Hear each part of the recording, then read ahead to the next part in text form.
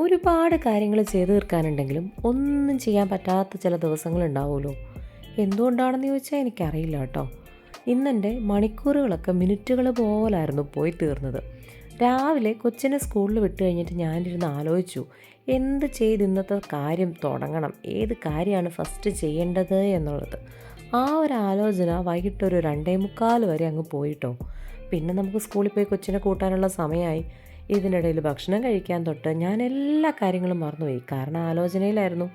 ഇതിന് കാരണഭൂതൻ ഏത് ഹോർമോണാണെങ്കിലും എൻ്റെ പൊന്നു ഹോർമോണെ ഒരു മര്യാദയൊക്കെ കാണിക്കണം. കാരണം കുറേ കാര്യങ്ങൾ ചെയ്തു തീർക്കാനുണ്ട്. ഇങ്ങനെ ഇരുന്ന് ആലോചിച്ചുകൊണ്ടിരുന്നിട്ട് യാതൊരുവിധ കാര്യമില്ല. ഇന്ന് ഇത്രയും മണിക്കൂർ ഞാനിരുന്ന് ആലോചിക്കുകയായിരുന്നു എന്ന് ഓർത്തപ്പോൾ തന്നെ ഉണ്ടല്ലോ എനിക്ക് പേടിയായി പോയിട്ടോ. ഇങ്ങനെയൊക്കെ പോയാൽ എനിക്ക് ദിവസങ്ങൾ പോലും തികയാത്ത അവസ്ഥയായി പോകുമെന്നുള്ളതാണ്. പിന്നെ പുറത്തിറങ്ങി കുറച്ച് ശുദ്ധവായുവൊക്കെ കൊണ്ട് ഇങ്ങനെ അതിലിതിലെയൊക്കെ നടന്നു കഴിഞ്ഞപ്പോൾ ഉണ്ടല്ലോ ഒന്ന് ബാക്ക് ടു നോർമലായിട്ടോ. അപ്പോൾ എനിക്ക് വിശക്കാൻ തുടങ്ങി. കാരണം ഇന്നത്തെ ദിവസം ഞാനൊന്നും കഴിച്ചില്ലായിരുന്നേ.